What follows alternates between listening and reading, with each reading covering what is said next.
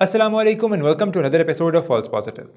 पाकिस्तान के सबसे बड़े commercial bank Habib bank limited को अमेरिका के एक डिस्ट्रिक्ट कोर्ट ने टेररिस्ट फाइनेंसिंग के लिए सेकेंडरी लेवल पर लायबल ठहराया है, यानी दहशतगर्दों की मुआवनत का मुल्जिम ठहराया है। ये क्या केस है, आइए जानते हैं। हबीब बैंक लिमिटेड पाकिस्तान का सबसे बड़ा कमर्शियल बैंक है। ये बैंक दुनिया के 15 मुल्कों में मौजूद है और साल 2021 में इसने रिकॉर्ड 62 बिलियन रुपयों का प्रॉफिट बनाया। हबीब बैंक, जिसकी साल 2020 तक न्यूयॉर्क में भी ब्रांचेस हुआ करती थी, उसको पहली बार New York department of financial services की जानिब से 2006 में इन्वेस्टिगेट किया गया। साल 2006 में हबीब बैंक ने पहली बार अपनी एंटी मनी लॉन्ड्रिंग पॉलिसी को क्लीन अप करने के लिए कमिट किया, जिसको वो 2015 तक मुकम्मल ना कर सका। इस वजह से इस बैंक को साल 2015 में दोबारा NYDFS की जानिब से इन्वेस्टिगेशन का सामना करना पड़ा।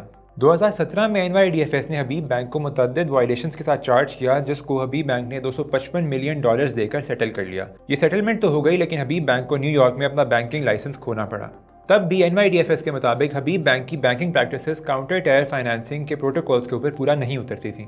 5 जून 2020 को न्यूयॉर्क डिस्ट्रिक्ट कोर्ट में हबीब बैंक के खिलाफ एक केस फाइल किया गया, जिसमें हबीब बैंक को टेरर फाइनेंसिंग का मुल्जिम ठहराया गया। ये दरअसल 3 सेपरेट केसेस थे, जिनको कोर्ट ने इकट्ठे सुनने का फैसला किया। केस के प्लेंटिफ्स में 370 ऐसे अफराद थे जिन्होंने साल 2010 से 2017 के दरमियान अलकायदा की जानिब से होने वाले किसी किस्म के टेरर अटैक्स में कोई जानी या माली नुकसान बर्दाश्त किया था। कोर्ट की रीसेंट प्रोसीडिंग्स में जब डिफेंडेंट यानी हबीब बैंक ने केस को डिसमिस करने का मोशन फाइल किया, तो जज लॉर्ना जी स्कॉफील्ड ने प्लेंटिफ की जानिब से लगाए गए इल्जामात में सफिशिएंट कॉज फॉर प्रोसीडिंग्स को डिटर्मिन कर लिया है। यानी न्यूयॉर्क डिस्ट्रिक्ट कोर्ट के मुताबिक केस बेबुनियाद नहीं है और HBL पर लगाए गए इल्जामात में कुछ वजन है। तहम कोर्ट का कहना है कि हबीब बैंक पर प्राइमरी लाइबिलिटी नहीं आती, यानी टेरर अटैक्स का डायरेक्ट बैंक से कोई लिंक नहीं है। हाँ, अलबत्ता बैंक के थ्रू FTOs यानी फॉरेन टेररिस्ट ऑर्गेनाइजेशन की ट्रांजैक्शन ज़रूर की गई और बाद में उन ट्रांजैक्शंस को छुपाने का अमल बैंक की जानिब से किया गया, जिसके ऊपर उसको आगे चलकर जवाब देना पड़ेगा। इस तरह हबीब बैंक वाइस स्ट्रिपिंग और टेरर फाइनेंसिंग का मुल्जिम ठहरा। कोर्ट ने HBL की जानिब से उठाए जाने वाले जुरिस्डिक्शन के नुक्ते को भी नेगेट किया है और न्यूयॉर्क डिस्ट्रिक्ट कोर्ट की जुरिस्डिक्शन साबित कर दी है।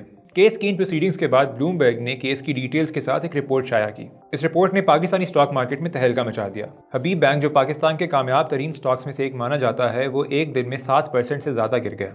हबीब बैंक ने इस केस को लेकर बिजनेस रिकॉर्डर के एक जर्नलिस्ट अली खजर के जरिए एक ऑफिशियल स्टेटमेंट्स भी इशू की है। हबीब बैंक ने कहा है कि वो आगे चलकर इस केस को लड़ेगा और अपनी बेगुनाही को साबित भी करेगा। उनका कहना है कि वो मुसलसल अपने KYC और AML प्रोटोकॉल्स को बैनुल-अक़वामी स्टैंडर्ड्स के हिसाब से अपडेट करते रहे हैं और आगे चलकर ये बात साबित हो जाएगी। तज्ज़ियाकारों और एक्सपर्ट्स का कहना है कि हबीब बैंक आगे चलकर इस केस को सेटलमेंट की जानिब ले जाएगा, यानी पैसे देकर प्लेंटिफ्स से अपना केस वापस लेने का मुतालबा करेगा। पाकिस्तान के लिए एक इंतहाई संजीदा केस है, क्योंकि पाकिस्तान के सर के ऊपर FATF ग्रे लिस्ट की तलवार हमेशा लटकती रहती है और इस पर पाकिस्तान के सबसे बड़े बैंक के ऊपर एक ऐसा केस खोलना एक बहुत बड़ा सवालिया निशान उठाता है। और इन सवालिया निशानों को पाकिस्तान अकेला नहीं, बल्कि FATF जैसे बहुत से वॉच डॉग्स भी उतनी ही संजीदगी से देख रहे हैं। हबीब बैंक का केस अलबत्ता जारी है और उससे उम्मीद की जा सकती है कि मुल्क और इसकी मईशत को मजीद नुकसान ना पहुँचे, लेकिन कुछ सवाल अभी भी उठते हैं। क्या अमेरिका का जुडिशल सिस्टम तालिबान या अलकायदा के नामों से मंसूब केसेस को लेकर अनबायस्ड रूलिंग देने की सलाहियत रखता है? क्या ये पाकिस्तान भर के बाकी बैंक की ड्यू डिलिजेंस प्रोसेस के ऊपर एक सवालिया निशान है? क्या वाकई हबीब बैंक में ऐसे लोग मौजूद थे जो इस बात से बाखबर थे कि ये अकाउंट्स टेररिस्ट एक्टिविटीज़ के लिए इस्तेमाल किए जा रहे हैं? क्या वाकई ये अकाउंट्स इस मकसद के लिए इस्तेमाल किए भी गए या नहीं? इन बातों का जवाब हासिल करने के लिए हमें मज़ीद डिटेल्स का इंतज़ार करना पड़ेगा। अपनी राय से हमें कॉमेंट्स में ज़रूर आगाह कीजिएगा।